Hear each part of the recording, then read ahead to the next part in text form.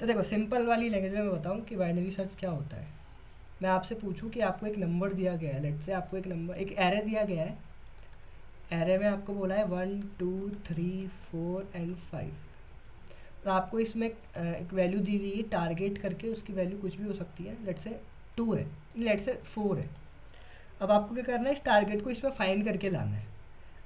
तो अपन कैसे करते हैं find? Normally linear search use करते हैं। अब लीनियर सर्च क्या होती है, देखो अपन क्या करते हैं, लीनियर सर्च, लीनियर सर्च का मतलब होता है 1 बाय 1 चेक करते जाओ। अपन क्या करेंगे, इस पे आएंगे, चेक करेंगे whether this is equal to target और not. If this is equal to target then return this index. यहाँ पे इसके इंडेक्स है 0, इसके इंडेक्स है 1, इसके इंडेक्स है 2, इसके इंडेक्स है 3, इसके इंडेक्स है 4। क्या ये 1 के इक्वल है? नहीं है। फिर यहाँ पे आ जाओ, क्या ये 2 के इक्वल है? नहीं है। फिर एक और आगे आ जाओ, क्या ये यहाँ पे इसके इक्वल है? नहीं है। एक और आगे आ जाओ, क्या ये इक्वल है? हाँ जी इक्वल है। तो इस केस में 3 को रिटर्न कर दो।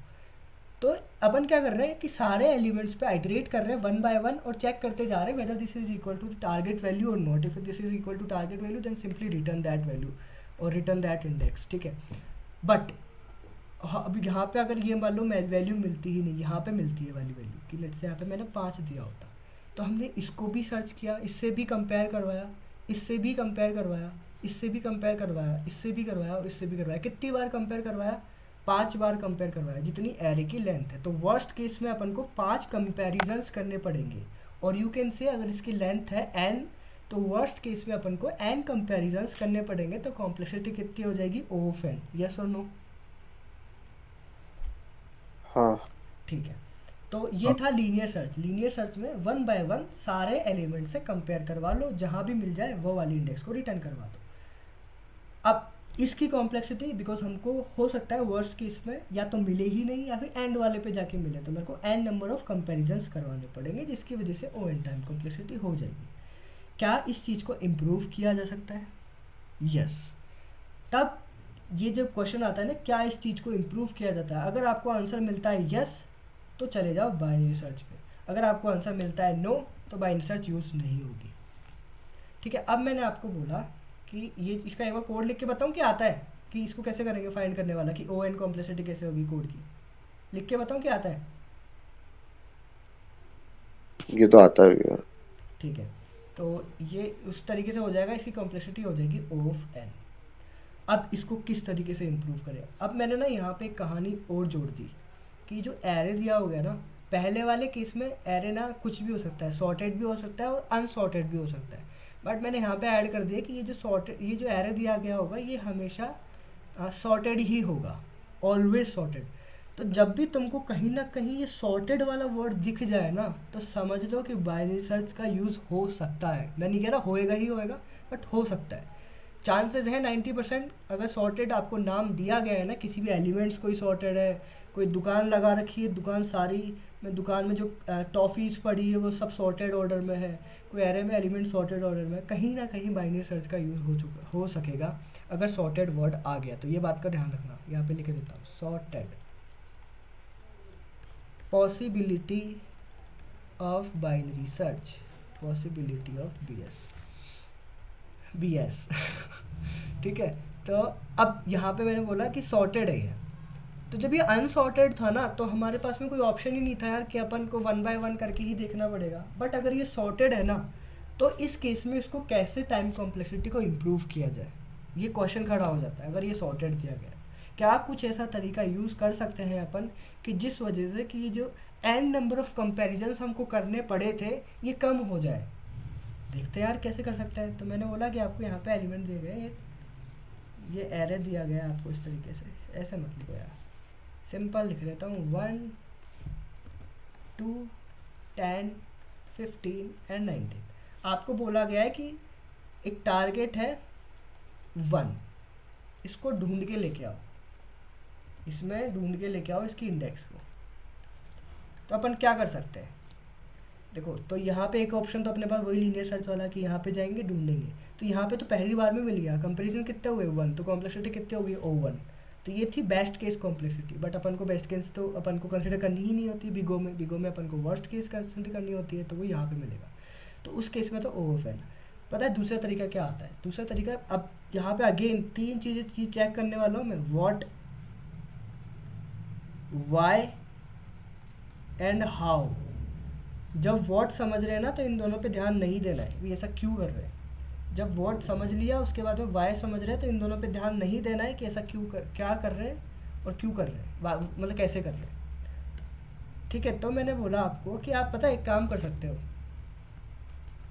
अगर मैंने लेट से इस बंदे से चेक कर लिया, ठीक है, अगर मैंने ये वाली वैल्यूज़ को भी चेक नहीं किया, रैंडमली मैं कोई भी वैल्यू चूज़ कर रहा हूँ, लेट से 15 मैंने चूज़ कर ली। अगर मैंने इससे चेक नहीं, इस 15 मत करो, 2 करो, कि मैंने बोला कि 2 चेक कर लिया, 2 से चेक करवा रहा हूँ, पहले ही भिड़ते ही मैंने 2 से चेक करवाया। मैंने बोला अगर मैंने 2 से चेक कर लिया और वैल्यू इक्वल मिल गई, टारगेट और 2 इक्वल मिल गया, तो सिंपली रिटर्न कर दो। ठीक है ना, भाई एक ही बार में मिल गया, तुक्का लगाया मैंने कि हाँ इस तुक्के पे जाके देखो, रैंडम नंबर मैंने चूज़ कर लिया 2 वाला, रैंडम नंबर बोल रहा हूँ मैं, तुक्का लगा रहा हूँ, तुक्का समझते हो, तुक्का लगा रहा हूँ कि मैंने 2 को रैंडमली चूज़ करा और बोला कि भैया तू टारगेट के इक्वल है कि नहीं। क्या ये अभी चेक करेगा कि मैं इक्वल हूँ कि नहीं, क्या 2 1 के इक्वल है, बोलेगा नहीं है। अगर लेट से मैंने बोला यहाँ पे 1 होता तो ये तो इक्वल हो गया, तो सिंपली रिटर्न करा दो, तुक्का बैठ गया अपना। तो तुक्के से कॉम्प्लेक्सिटी O1 हो गई। अगर तुक्का लगाए बिना अपन करते तो इसको कंपेयर करना पड़ता और इसको कंपेयर करना पड़ता, 2 कंपैरिजन करने पड़ते, बट तुक्के से तो एक ही कंपैरिजन में काम हो गया। यस और नो? हाँ भैया। बट अब तुक्का रैंडमली भी नहीं लगाया जा सकता। अभी रैंडमली हमको क्या पता अभी 15 में मिलेगा, 10 में मिलेगा, हो सकता है तुक्का लगाते रहे और इस वाले को कभी तुक्के में लाया ही नहीं अपन ने, और एंड में जाके इसको तुक्के में इसका नंबर आया, तो वही कॉम्प्लेक्सिटी ऑफ n हो गई। इस तुक्के वाली अप्रोच की भी कॉम्प्लेक्सिटी कितनी होगी, O ऑफ n। तो तुक्के वाली जो अप्रोच है वो भी काम नहीं करेगी वर्स्ट केस में। तो यस और नो? यस और नो? हाँ भैया। अब फिर हमने दिमाग लगाया, चलो लीनियर सर्च से नहीं करा, तुक्का वाला अप्रोच मेरे को समझ आई। ऐसे कोई नहीं बताएगा, ये मैं बता रहा हूँ, तुक्के वाली चीज़ें, ऐसी चीज़ें समझ आती है अच्छे से।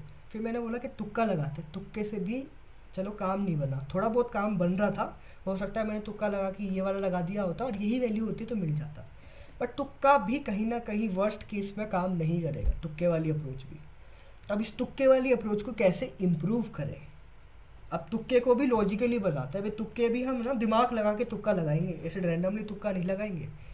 तो मैंने बोला कि मैंने यहाँ पे तुक्का लगा दिया, तुक्का लगाने के बाद में मैंने बोला कि भाई 2 को चेक करो, यहाँ पे 2 है। तुक्का लगाने के बाद में मैंने बोला कि यहाँ पे जो भी वैल्यू है ना उसको कंपेयर करो तुक्के से। ठीक है जी, यहाँ पे 2 है, कंपेयर करा, दोनों इक्वल नहीं है। अब तुक्के को इम्प्रूव करो, कैसे इम्प्रूव करें। अब मैंने बोला कि since this array is sorted, तो अगर ये वाली वैल्यू या तो इस 1 से बड़ी होगी या फिर इसके इक्वल होगी या फिर इस टारगेट के से छोटी होगी, इक्वल वाले केस में सिंपली रिटर्न करवा दो। अगर बड़ी है, अगर क्या है बड़ी वाले केस में क्या होगा कि since this array is sorted, तो यहाँ पे ये वाली वैल्यू अगर 1 से बड़ी है तो डेफिनेटली ये वाली सारी वैल्यूज़ भी 1 से बड़ी होगी। अगर 2 बड़ा है और 2 से ये सारी वैल्यूज़ भी बड़ी है तो 1 से भी ये सारी वैल्यूज़ बड़ी होंगी कि नहीं होंगी। यस और नो? देखो भाई, मैंने बोला एक लाइन में तुमको खड़ा कर रखा है, बहुत सारे मतलब 50 स्टूडेंट्स हैं, 50 स्टूडेंट्स को लाइन में खड़ा कर रखा है, किसके अकॉर्डिंग, उनकी एज के अकॉर्डिंग, और ये हाइट के अकॉर्डिंग, कि सबसे छोटा वाला आगे, फिर उसके बड़ा, उसके बड़ा, उससे बड़ा। तो मैंने बीच एक रैंडम बंदा चूज़ कर लिया, लेट से चौथे नंबर का, तो चौथे नंबर से पीछे वाले सारे बड़े ही होंगे ना, या फिर बराबर हो सकते हैं। अभी ऐसे समझो बराबर वाला केस है ही नहीं, बड़े वाला है, तो सारे बड़े ही होंगे ना, ये सुनो। हाँ। फिर मैंने बोला कि जो चौथा नंबर है वो एक नंबर है, एक स्टूडेंट नया आया हमारे पास में, वो नया जो आया स्टूडेंट, उसकी हाइट ना चौथे से छोटी है। तो जब उसकी हाइट चौथे से छोटी है तो पीछे वालों से सबसे छोटी होगी कि नहीं होगी? होगी। ऑफ कोर्स होगी। तो बस तुक्के को यहाँ पे इम्प्रूव कर दो कि भैया हमने तुक्का लगा दिया 2 पे, अब ये 2 को चेक कर लो, बराबर है तो रिटर्न करवा दो, तुक्का बैठ गया। बराबर नहीं है तो तुक्के को इम्प्रूव करो। इम्प्रूव कैसे करें तुक्के को? भाई हमने बोला कि अगर ये वाली वैल्यू बड़ी है टारगेट से तो ये सारी वैल्यूज़ भी बड़ी होगी, तो इन सारी वैल्यूज़ को चेक करने का कोई मतलब ही नहीं बनता। हम सिर्फ इधर इस 2 के इधर वाली वैल्यूज़ को चेक करेंगे। वाई?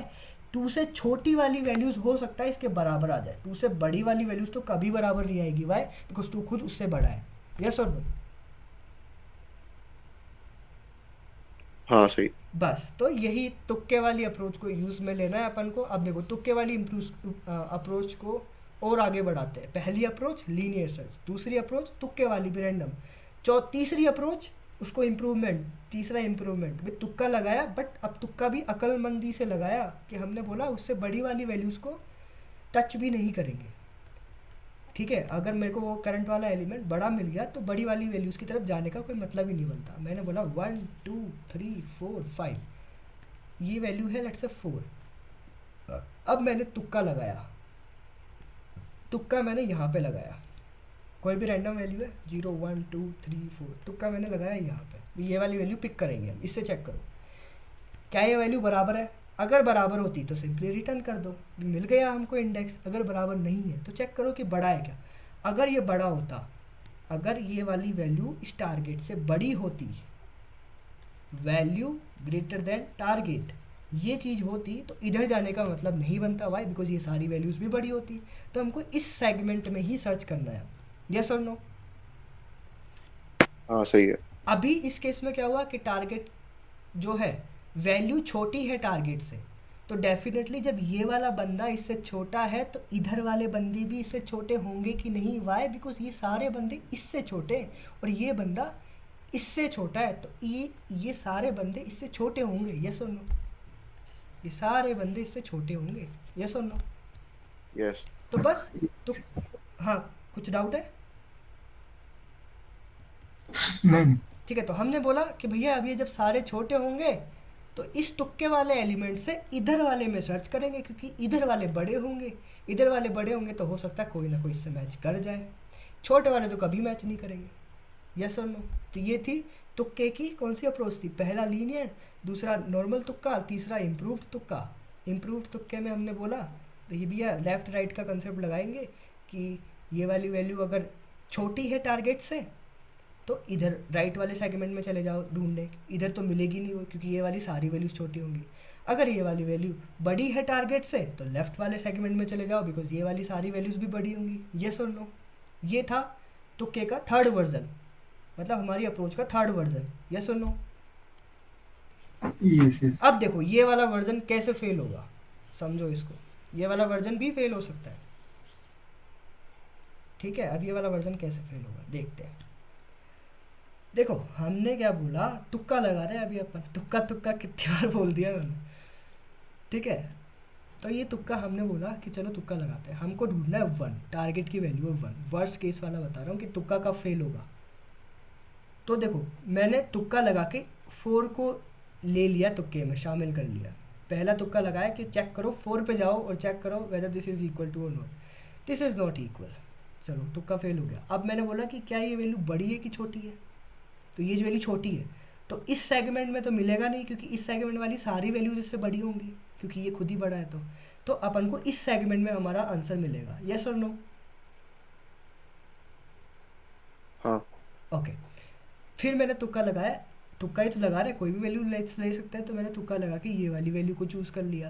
तुक्का ही तो लगा रहे, ये वाली वैल्यू चूज़ करते ही ये भी एक कंपैरिजन हो चुका है यहाँ पे। ठीक है, ये वाला कंपैरिजन करा मैंने, इससे इसके साथ में कंपेयर करा। क्या ये वैल्यू बड़ी है कि छोटी है? इक्वल है क्या? सबसे पहले इक्वल तो नहीं है। अब बड़ी है कि छोटी है चेक करो। क्या ये वाली अगर वैल्यू बड़ी होगी, ये वाली वैल्यू बड़ी होगी तो छोटे वाले सेगमेंट में जाएंगे, ये वाली वैल्यू छोटी होगी तो बड़े वाले सेगमेंट में जाएंगे। ये वाली अभी किस केस में इस 1 से बड़ी है, तो इससे बड़े वाले तो ऑब्वियसली आंसर में होंगे नहीं, इससे छोटे वाले में कहीं ना कहीं मिल सकता है हमको, तो इधर आ जाएंगे अपन। यहाँ पे दूसरा कंपैरिजन हो चुका है। ये अब ऐसा मत बोलना कि यहाँ पे 2 कंपैरिजन हुआ, इसका मतलब है कि इसका नंबर कौन सा है, दूसरे वाला कंपैरिजन है। अब यहाँ पे भी मैंने रैंडम वैल्यू ये वाली चूज़ कर ली। तुक्का ही तो लगा रहा है, तो रैंडम वैल्यू मैंने ये वाली चूज़ कर ली। अब यहाँ पे बोला कि भैया तू इक्वल है कि नहीं है? इक्वल तो नहीं है। बड़ा है? हाँ जी बड़ा है, तो छोटे वाले में मिलेगा तू, जो हमारा आंसर मिल सकता है। अगर मिलेगा तो छोटे वाले में मिलेगा, तो इसमें जाएंगे अपन। ठीक है, तो यहाँ पे थर्ड कंपैरिजन हो चुका है। अब यहाँ पे वैल्यू अगेन चेक करो, भैया तू इक्वल है कि नहीं है? भैया मैं तो इक्वल नहीं हूँ। इक्वल नहीं हो तो क्या बड़ा है कि छोटा है? भैया मैं तो बड़ा हूँ तो इधर तो जा नहीं सकता, क्योंकि इधर वाले सारे मुझसे बड़े होंगे। तो जब मैं खुद ही उससे बड़ा हूँ तो ये तो सारे बड़े होंगे, तो ये तो मैच करेंगे नहीं। छोटे वाले हो सकता है मैच कर जाए, तो छोटे वाले सेगमेंट में चले जाओ। यहाँ पे चौथा कंपेरिजन हो चुका है। अब अगेन ये वाला सेगमेंट बचा, इससे कंपेयर करो भैया इक्वल है कि नहीं है। हाँ जी इक्वल है, तो आंसर रिटर्न कर दो। यहाँ पे पांचवा कंपैरिजन हो चुका है। तो ये वर्स्ट केस है ये वाला, और वर्स्ट केस में हमने 5 कंपैरिजन कर दिए। अगर n साइज होती तो वर्स्ट केस में अपन n कंपैरिजन्स कर देते, तो कॉम्प्लेक्सिटी हो जाती O ऑफ n। यस और नो? सही है। एग्जैक्टली। तो पहला लीनियर सर्च, दूसरा तुक्का, तीसरा ऑप्टिमाइज्ड तुक्का जिसमें कि लेफ्ट और राइट को भी लिया है।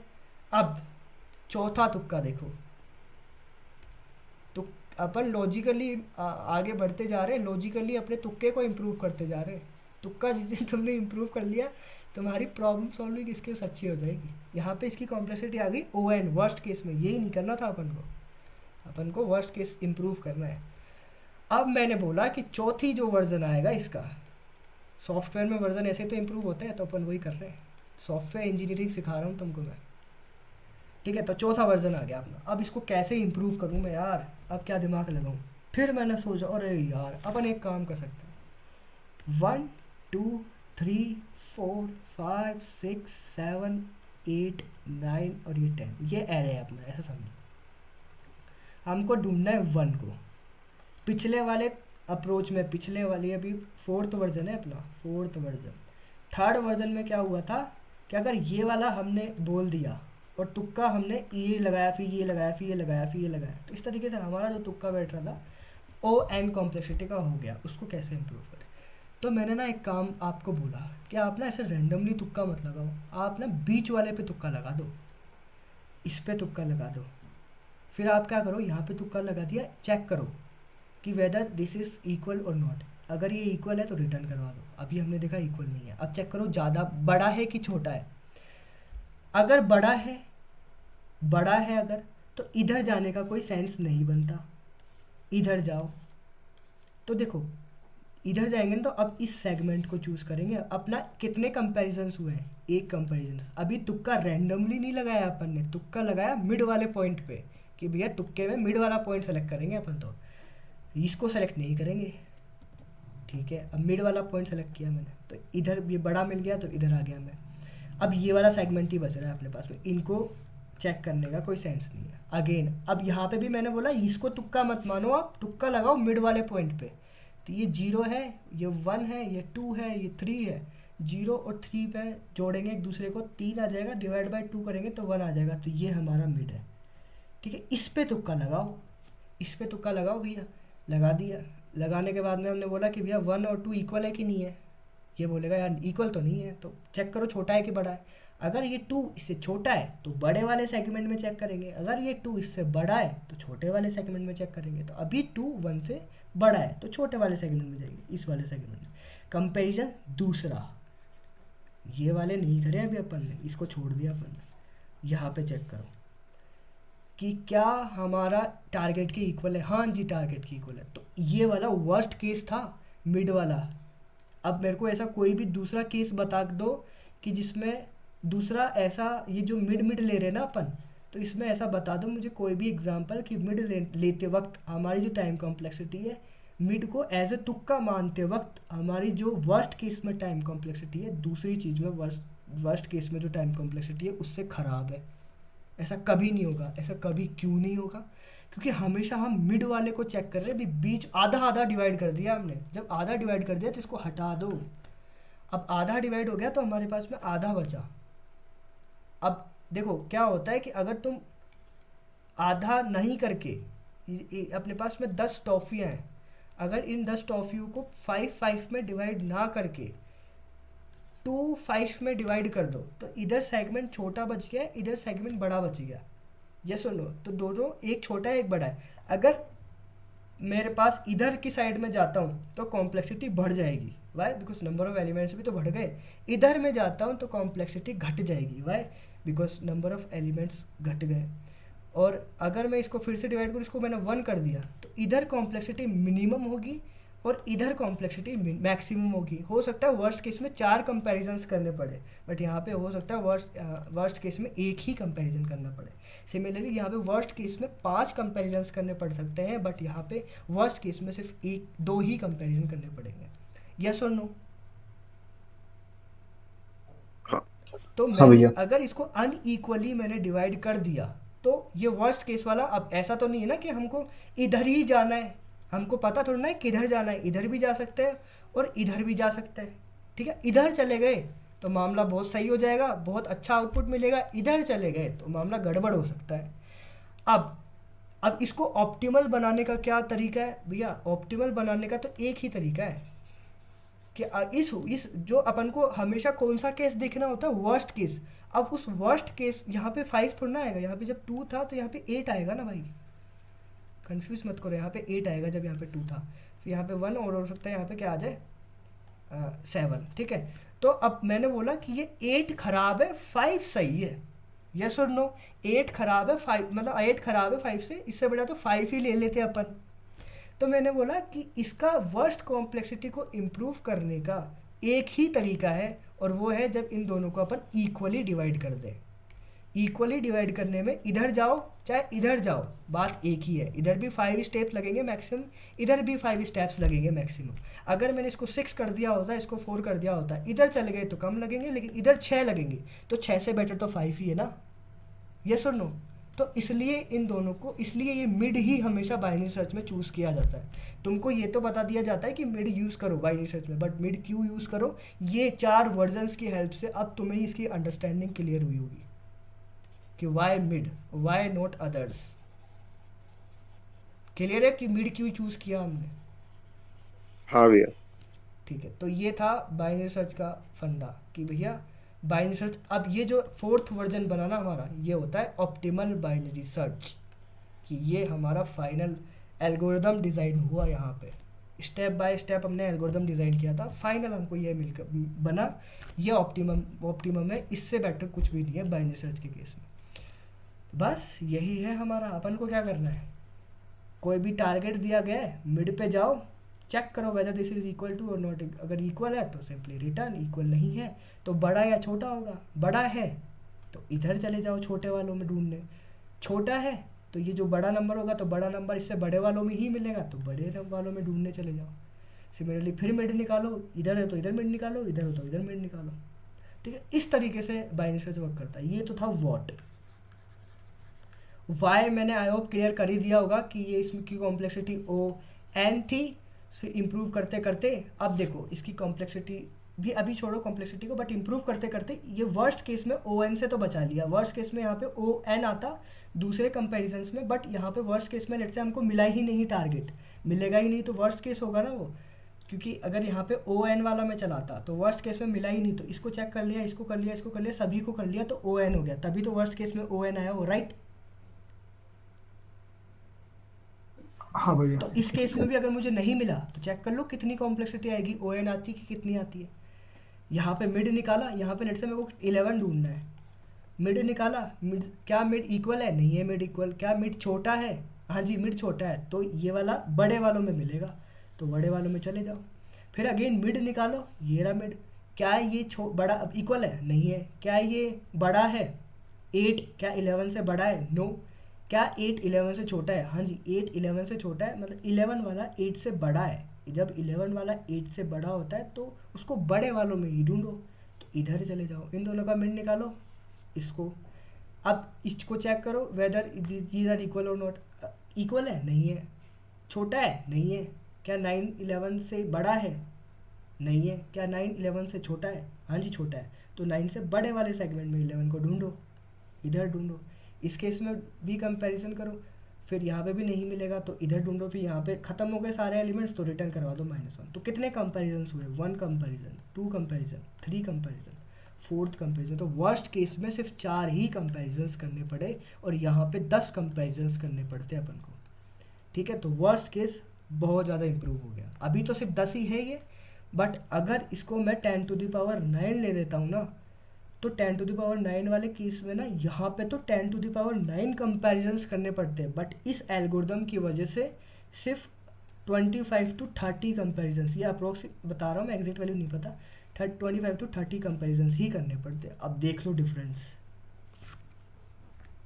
ठीक है। अब ये कैसे आया 25 to 30, ये कैसे पता चला इसको, ये जब टाइम कॉम्प्लेक्सिटी का इसका निकालना सीखेंगे, अभी बताऊंगा मैं, पहले इसको इम्प्लीमेंट करवा देता हूँ, फिर उसकी टाइम कॉम्प्लेक्सिटी निकालना बताऊंगा।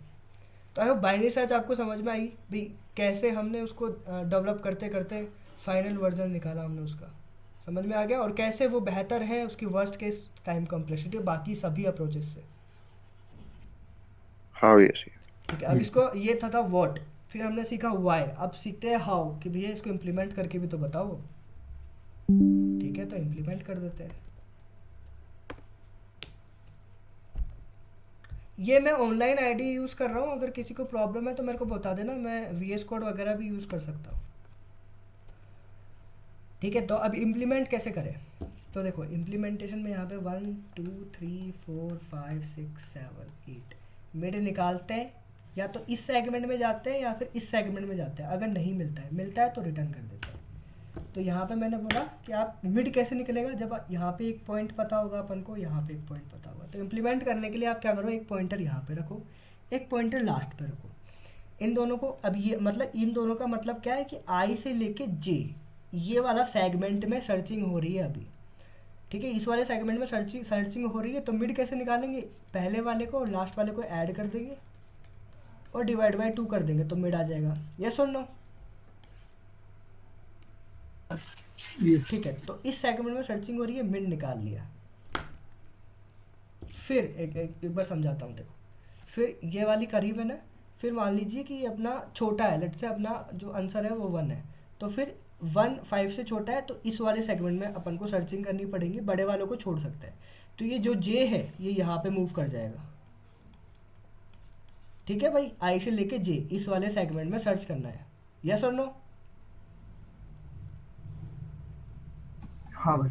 ओके, तो अब अगेन मिड निकालेंगे, तो ये जो मिड निकालने वाला काम हो रहा है ना, पहले बोला फाइंड मिड, फिर दूसरा स्टेप क्या था, check if mid equal to target, mid पे जो कैरेक्टर पड़ा है, मिड पे जो एलिमेंट पड़ा है, अगर वो टारगेट के इक्वल है तो रिटर्न मिड।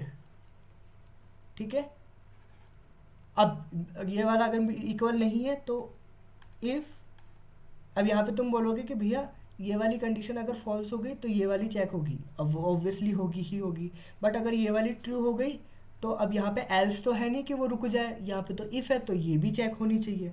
नहीं, मैंने बोला यहाँ पे रिटर्न करवा, रिटर्न का मतलब नीचे वाली सारी हट जाती है, पीछे वाला नीचे वाला कुछ भी नहीं चलता है, तो ये दोनों इफ़ है ना, तो दोनों चलेगी नहीं, दोनों में से एक ही चलेगी, ये चलेगी, अगर ये ट्रू हो जाएगी तो रिटर्न हो जाएगा, नीचे वाली चलेगी नहीं, फॉल्स होगा तो ये चलेगी।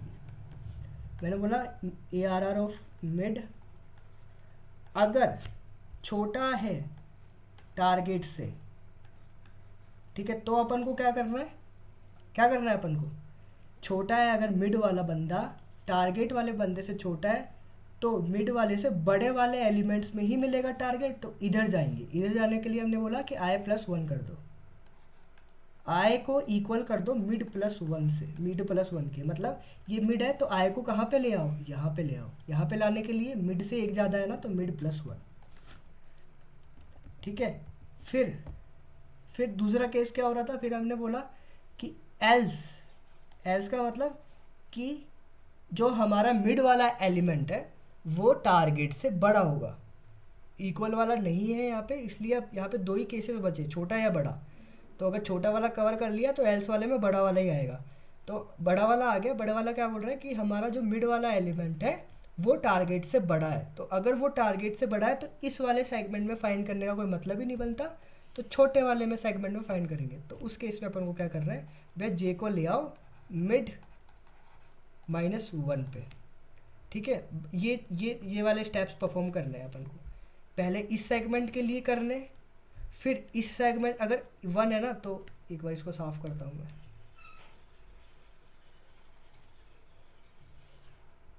तो पहले इस पूरे सेगमेंट के लिए करने, फिर मिड चेक किया था, मिड बड़ा मिला था तो इस सेगमेंट में चेक करेंगे, तो J को यहाँ पे ले आओ, तो ये वाला सेगमेंट कवर कर रहे हैं।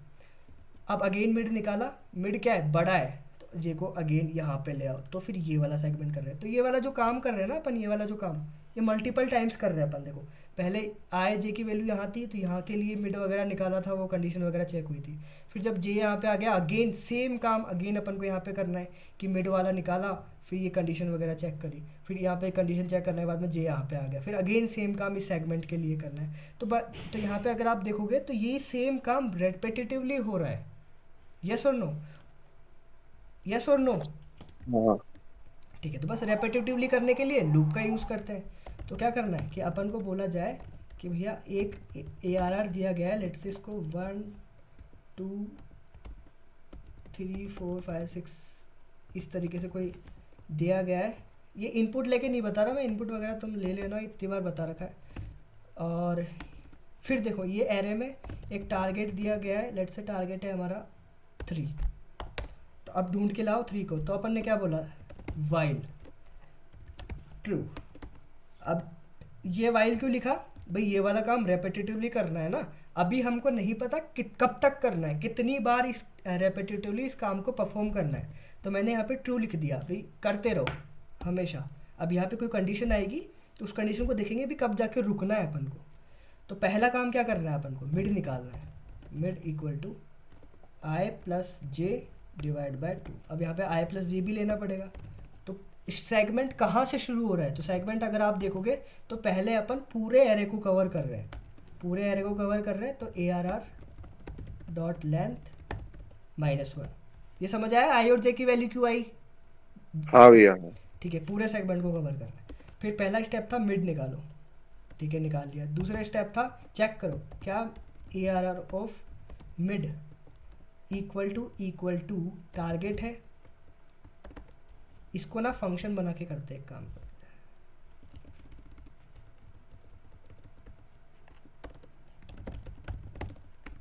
स्टैटिक एंड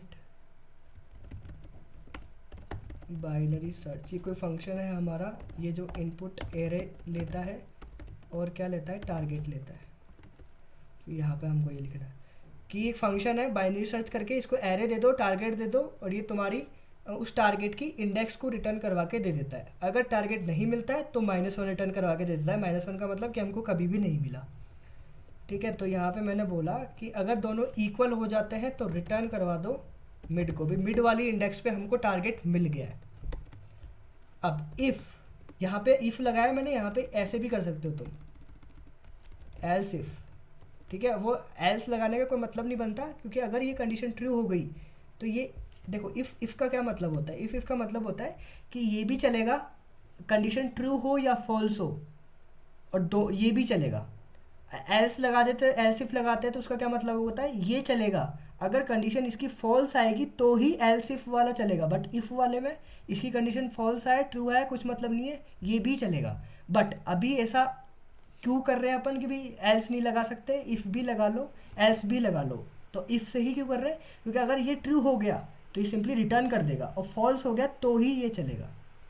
ठीक है, तो सिंप्लिसिटी के लिए चलो एल्स लगा ही देता हूँ यार, कि भैया पहला तो केस है कि हमारा इक्वल मिल जाए हमको, दूसरा केस हमारा आ जाता है कि छोटा मिल जाए, मिड वाला एलिमेंट टारगेट से छोटा है, और एल्स वाले केस में ऑटोमेटिकली बड़ा वाला बच जाएगा। इक्वल वाले में रिटर्न करवा दिया। छोटे वाले में क्या करना था, छोटे वाले में क्या करना था अपन को कि भैया ये वाला जो एलिमेंट है मिड वाला इससे छोटा है, छोटा है तो ये मिड वाला छोटा है, तो ये जो टारगेट है बड़े वाले में मिलेगा हमको। टारगेट हमको कहाँ मिलेगा, बड़े वाले में। तो टारगेट बड़े वाले में कैसे जाए, आई को कर दो मिड +1, कि हम जाएंगे इस आई से लेके इस वाले सेगमेंट में चेक करेंगे।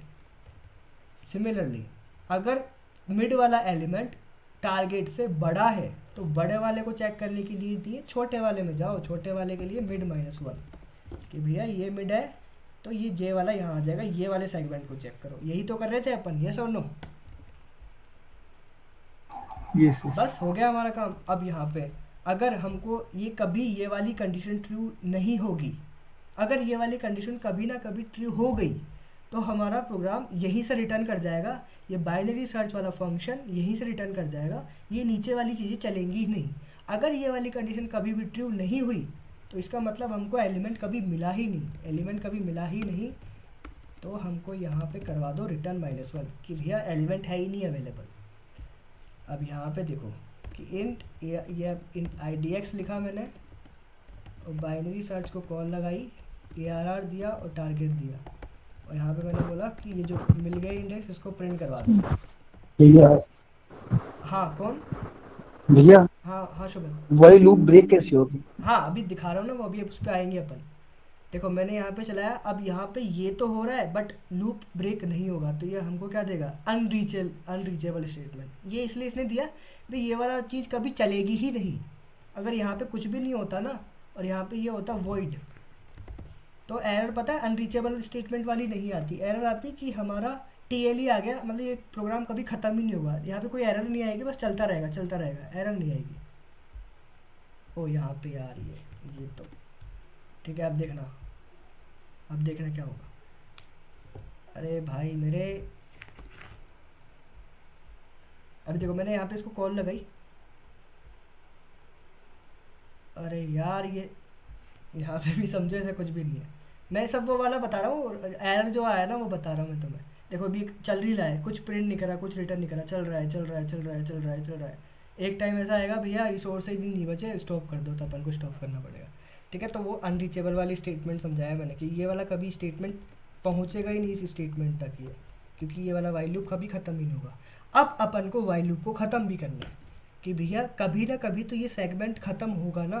तो मैं बोल रहा हूँ कि जब i ग्रेटर देन j हो जाए, i ग्रेटर देन j, मतलब j यहाँ पे आ गया, i यहाँ पे आ गया, j को छोटा, i को छोटा होना चाहिए था j से एक सेगमेंट बनाने के लिए। अगर दोनों इक्वल है तो एक एलिमेंट का सेगमेंट बना, j से ही आगे गया तो सेगमेंट ख़त्म हो गया, j i से छोटा हो गया। उस केस में क्या करो भाई, हमारे पास में कोई भी सेगमेंट बचे ही नहीं है सर्च करने के बाद लिए, तो उस केस में हमको लूप को ब्रेक कर देना है। और यू कैन से कि लूप को तब तक ही चलाना है जब तक i <= j हो। दोनों बातें एक ही तो है।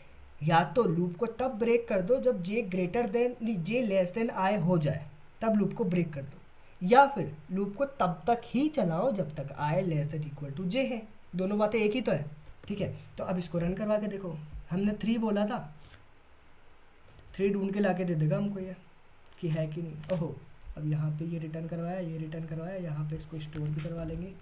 IDX वाले को स्टोर करके ला के जो भी रिटर्न करेगा उसको वेरिएबल में स्टोर भी तो करवाना पड़ेगा ना। IDX वाला यहाँ पे प्रिंट करवा दिया। एरर क्या दिया इसने? Unexpected return value. यहाँ पे वॉइड नहीं आएगा, यहाँ पे इंट आएगा।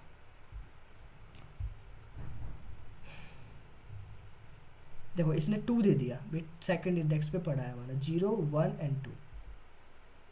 सही है। अगर मैंने यहाँ पे बोला होता है इसको भैया 11 ढूंढ के लाओ, तो ये मेरे को -1 रिटर्न करवा के दे देगा। अभी मेरे को इसमें बीच में कहीं भी नहीं मिला -1 कि यहाँ पे वाली स्टेटमेंट चल जाएगी।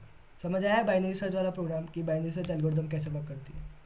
तीनों चीज़ें समझाई मैंने कि व्हाट क्या होती है, वाई कि क्यों ऐसा किया जाता है, वो 4 वर्जन्स मैंने तुमको समझाए, और हाउ कि कैसे इसको इम्प्लीमेंट किया जाता है। समझ आया सब तीनों चीज़ें? हाँ ठीक है, अब इसकी कॉम्प्लेक्सिटी को डिस्कस करते हैं। कॉम्प्लेक्सिटी वैसे मैंने इसकी ऑलरेडी डिस्कस कर चुका हूँ मैं, वही चीज़ हमको यहाँ पे करनी है। अब आप बोलोगे भैया कब डिस्कस कर दी हमको ये कॉम्प्लेक्सिटी? भैया कल वाले लेक्चर में ही डिस्कस कर दी मैंने इसकी कॉम्प्लेक्सिटी को। देखो यहाँ पे हमारे पास में 1 2 3 4 5 dot dot dot n elements है। ठीक है,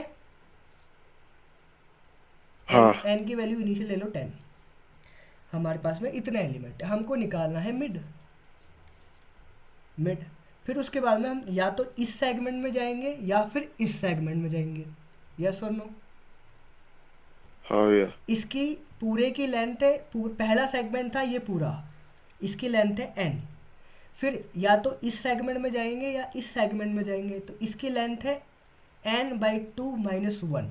अब इस -1 को हटा ही दो, ये एक एलिमेंट को ऐसा समझो कि इसको ही इंक्लूड कर लिया, कांस्टेंट मान लो इसको। ठीक है, तो इसकी लेंथ है ऐसा समझो n/2। ठीक है, अब इसकी लेंथ भी n/2 है, तो या तो मैं इस सेगमेंट में जाऊंगा या फिर मैं इस सेगमेंट में जाऊंगा। यस और नो? हाँ ठीक है, पहले n वाला सेगमेंट, फिर n/2 वाला सेगमेंट, फिर अब मान लो कि इस सेगमेंट में आ गया मैं, इसमें नहीं आया, इस वाले में आ गया। दोनों इक्वली तो है, किसी में भी जाओ। फिर यहाँ पे अगेन मिड निकालो, और ये वाला सेगमेंट ये मिड है, और ये वाला सेगमेंट, दो सेगमेंट है हमारे पास। ये एक एक्स्ट्रा है, तो ये बड़ी वैल्यूज़ के लिए या तो +1 होगा या -1 होगा। जैसे यहाँ पे -1 था ना, या तो एक एलिमेंट एक्स्ट्रा होगा या फिर एक एलिमेंट कम होगा, तो उसको हटा देते हैं, n/2 कंसिडर कर लेते हैं। ये भी n/2 एलिमेंट्स है, इसका n/2, ये जो n/2 है ना, तो इसका भी आधा, इसका आधा क्या होगा n/2 इसका आधा क्या होगा n/2 यस और नो। हाँ भैया समझ गया। तो ये इतने एलिमेंट्स बचे, इतने एलिमेंट्स बचे। सिमिलरली अब इस वाले में आ जाओ, n/2 बचे। अब ये जो सेगमेंट है इसमें n/2 एलिमेंट्स है, अगेन इसका आधा करो, आधा करने के बाद में यहाँ पे 0 बचेंगे। और यू कैन से इतने को भी ले सकते हैं, 1 को भी ले सकते हैं।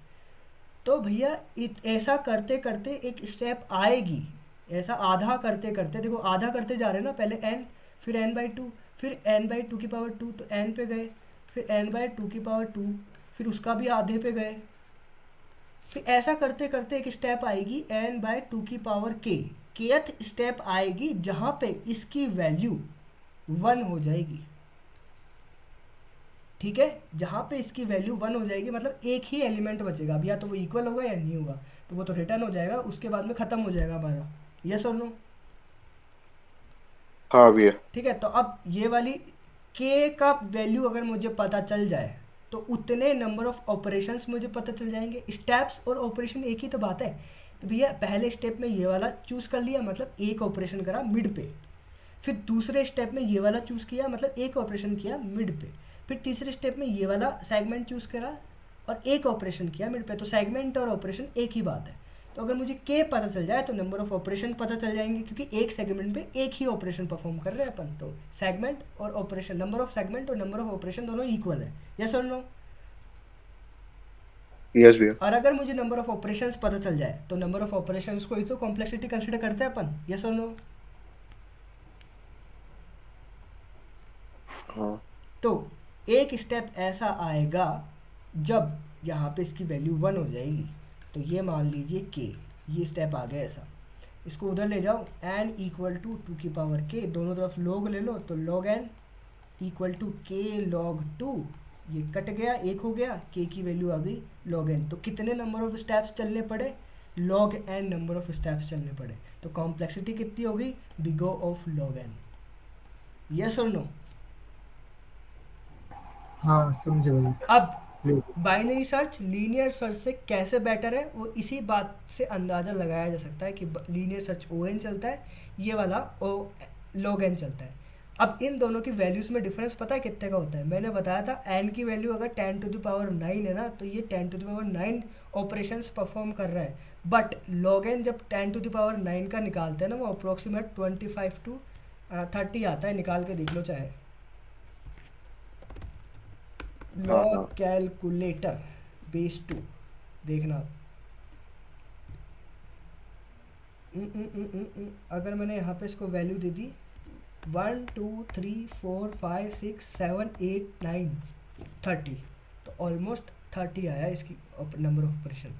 तो 30 कहाँ पे और कहाँ पे 10⁹, कहाँ पे आपके पास में 30 रुपये हैं, कहाँ पे ये कितना हो जाएगा, करोड़ों में चल जाएगा, कहाँ पे आपके पास 1 करोड़ रुपये है। तो फ़र्क नज़र आएगा कि नहीं आएगा। आया आया। बस तो ये दैट्स वाई बाइनरी सर्च बहुत ऑप्टिमाइज्ड है। ठीक है, और ये कैसे ऑप्टिमाइज्ड है, ये मैंने तुमको स्टेप बाय स्टेप सारी चीज़ें समझाई है। तो ये था बाइनरी सर्च। अब यहाँ पे ज़्यादातर बच्चे समझते हैं, जो बिगिनर होते हैं, मैं भी यही समझता था कि यहाँ पे चलो बाइनरी सर्च का एंड हो गया भाई, बाइनरी सर्च समझ में आ गई। बट बाइनरी सर्च की यहाँ से शुरुआत हुई है, बाइनरी सर्च ख़त्म नहीं हुआ है भाई, बाइनरी सर्च अब यहाँ से शुरू हुआ है। दो टाइप की बाइनरी सर्च का एल्गोरिदम्स का यूज़ करते हैं, मतलब दो तरीके से यूज़ करते हैं इस एल्गोरिदम को। पहला होता है कि डायरेक्टली एरे पे यूज़ करते हैं, एरे की एलिमेंट्स पे, मतलब कि इंडेक्सेस पे यूज़ कर लिया जैसे अभी। तो उस केस में एरे का सॉर्टेड होना ज़रूरी होता है। अनसॉर्टेड एल्गोरिदम एरे पे ये वाली एल्गोरिदम वर्क नहीं करेगी। क्यों नहीं करेगी, लेट से यहाँ पे मैंने बोला 0 5, यहाँ पे मैंने बोल दिया 3 और यहाँ पे 10। मिड निकालो, मिड अगर ये मेरे को ढूंढना है, लेट से यहाँ पे ना 1 है, ये 10 नहीं है यहाँ पे, एक काम करो 1 है फिर 10 है। एक सेकंड, यहाँ पे मैंने बोला कि यहाँ पे 10 है और यहाँ पे 1 है, मतलब एरे अनसॉर्टेड है। तो मैंने बोला 1 फाइंड करके लाओ, तो मिड निकालो, मिड निकालने के बाद चेक करो क्या इक्वल है नहीं है, क्या लेस देन है और क्या छोटा है कि बड़ा है। अब तुम भैया छोटे वाले केस में इधर जाना चाहिए था, बट वैल्यू तो इधर मिलेगी ना, तुमको लगेगा कि इधर वैल्यू मिलेगी ही नहीं। दैट्स वाई अनसॉर्टेड वाले केस में बाइनरी सर्च फेल हो जाता है। तो बाइनरी सर्च के लिए एरे सॉर्टेड होना चाहिए। पहला तो होगा कि डायरेक्ट एरे पे बाइनरी सर्च वर्क करेगा इस तरीके से। ये होता है इंटरमीडिएट लेवल तक, कि हाँ बिगिनर लेवल इंटरमीडिएट लेवल तक अपन यहीं तक समझते हैं कि बाइनरी सर्च का खेल यहीं पे ख़त्म हो गया। नहीं, बाइनरी सर्च होता है, बाइनरी सर्च का दूसरा रूप होता है binary search on answer. Basically binary search को अपने एक्सपेक्टेड जो भी आंसर्स होते हैं, आंसर हमको ऑलरेडी पता है कि एक्सपेक्टेड आंसर क्या होने वाले हैं, उन पे बाइनरी सर्च को अप्लाई करते हैं। तो उससे फिर काफ़ी अच्छे तरीके से आंसर को लाया जाता है। तो वहाँ पे एडवांस बाइनरी सर्च चलता है। सब सीखने वाले हैं अपन स्टेप बाय स्टेप। पहले ये जो एरे वाले कंसेप्ट है इनको अच्छे से और क्वेश्चंस के साथ में क्लियर करेंगे, धीरे धीरे मूव करेंगे अच्छे क्वेश्चंस पे। ठीक है, तो ये था बाइनरी सर्च का बेसिक्स।